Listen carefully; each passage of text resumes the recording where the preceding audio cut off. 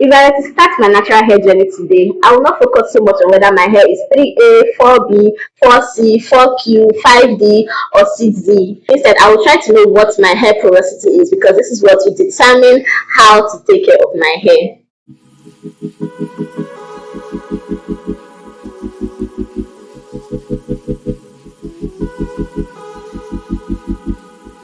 Hello everyone, you're welcome back to the channel.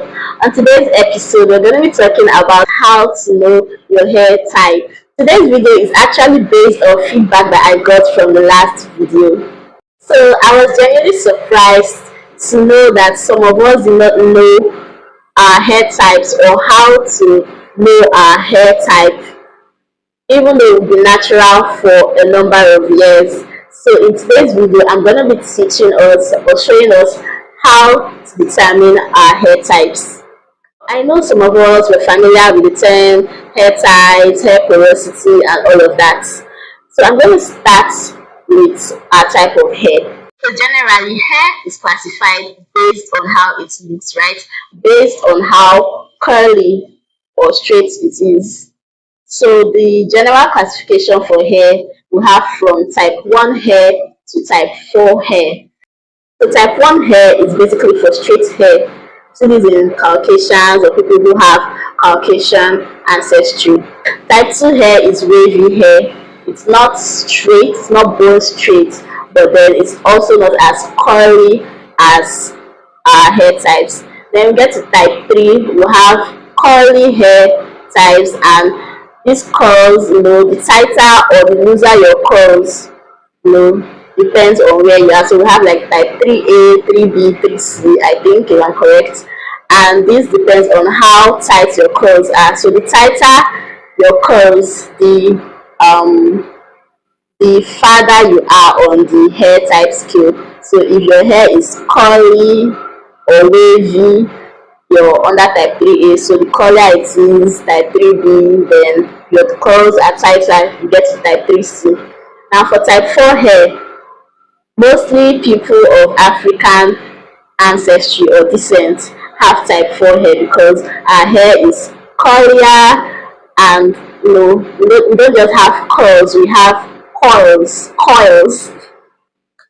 So people with type 4 hair have coily hair. So this time around, our hair is not just curly, the curls are tighter. And so we have type 4A, type 4B, type 4C. The curlier or coilier your hair is, the farther down you are on the hair scale. So for most of us who are black Africans, maybe black Americans, our hair is type 4C or type 4B. Personally, my hair is type 4C because my curls are quite tight, and you see that even people of type 4C still have different different types of hair, or you see people with type 4C that have different types of curls. Okay, so you can see someone with type 4C and their hair looks maybe a bit loose or sparse, and then you see someone with even tighter curls.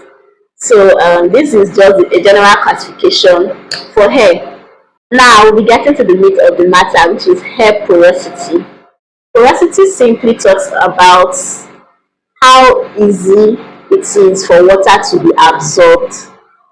Okay, so just the way we have pores on our skin, our hair also has pores. In one of our past videos, we talked about the layers of hair. So hair is made up of 3 layers: the medulla, the cortex, and the cuticle. The medulla is the innermost layer, the cortex is the middle layer, and the cuticle is the outermost layer. So your hair porosity depends on how your cuticle is laid. So basically, we've got high porosity hair and low porosity hair.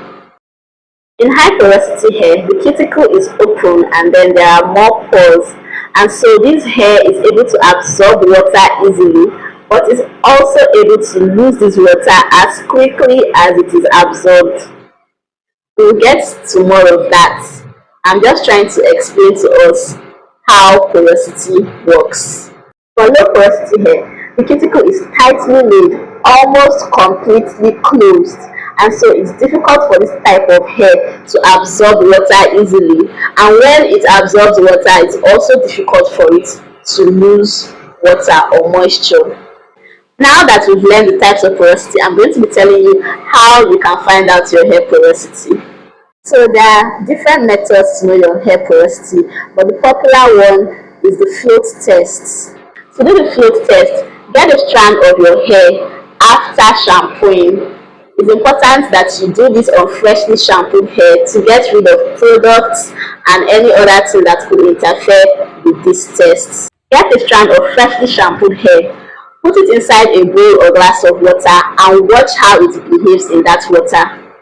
For high porosity hair, it is going to sink to the bottom of the glass or bowl within seconds. Like I said, high porosity hair absorbs water quickly. If you see your hair strand sink into the bottom of the bowl as fast as Titanic sank to the bottom of the ocean, then you know that your hair is very porous. For low porosity hair types, your hair is going to float on the surface of the water. It will stay there for minutes to hours. When I did my own test, it stayed for hours.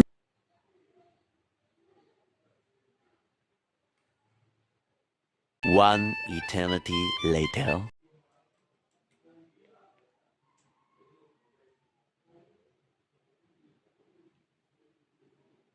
So low porosity hair will float on the water. It might eventually start to sink, but it's going to take a long time before it gets to the bottom of the bowl. The second test we're going to be talking about is the spray test. So for the spray test, just get a spray bottle and sprinkle some water on your hair and observe how your hair reacts to this water. For high porosity hair types, the water is going to be absorbed quickly, and if you observe even longer, you might notice that it also dries out fast. For the low porosity hair type, you'll see that the water just sits on top of your hair like an umbrella. It's not getting in. You'll notice beads of water on your hair. This is because your hair doesn't absorb moisture easily. That is how you know that, okay, your hair is low porosity. Finally, we have the smoothing test. So you take a strand of your hair and just run your finger through it.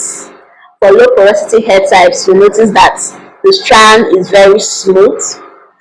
For high porosity hair types, you might feel some bumps here and there. That's to show that the cuticle is open. Well, now you may be wondering, what determines my hair type? Is it possible to switch from one hair type to the other? Our genetics primarily determine our hair types, but there are other factors that could contribute to how porous our hair becomes over time. So apart from genetics, our age could matter, our nutrition could also affect our hair types. Also, use of products and chemicals can affect our hair types. So apart from genetics, some of the factors that can predispose to having a high porosity hair include heat damage, UV exposure, that's ultraviolet light exposure, use of chemicals like bleaching your hair, dyeing your hair, and relaxers. So if your hair was not high porosity before, or you notice that it's starting to behave like a high porosity hair, you might need to cut down on these factors or totally avoid them. Now we have some people who are God's favorite children. You know, when you say someone is God's favorite, it means their life is sweet, their life is smooth, they're neither here nor there, everything is just jelly for them. So these people are those who have medium porosity hair. I know I focused on high porosity and low porosity, but we also have normal or medium porosity. For normal porosity hair, they don't have to worry too much about moisture or dryness. When they put water, it absorbs smoothly, normally, and their hair doesn't dry out easily. Okay, these are normal or medium porosity hair types. And the good thing about this is that they don't really have to do too much for their hair to thrive. So you see, they are God's favorite children.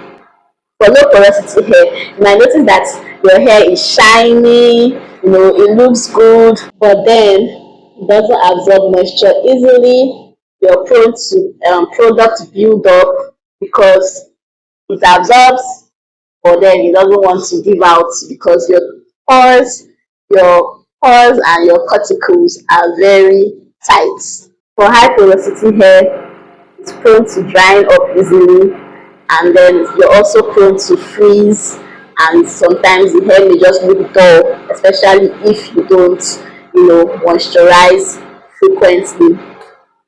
So we talked about hair porosity and how to know our hair porosity. This is very important because this will determine how to take care of your hair, the kind of products to use for your hair. I'm going to be talking about this in the next video because I do not want this video to be too long. So watch out for the next video. Thank you for watching. Bye.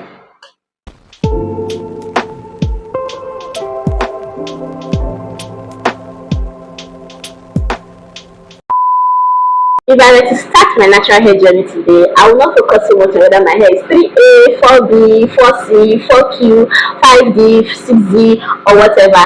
Instead, I will try to know what my hair porosity is. For type 2 hair, it's more wavy, maybe a little bit curly, but straighter than our curly hair, right? It's not straight, it's not bone straight. It's a bit wavy, but still has some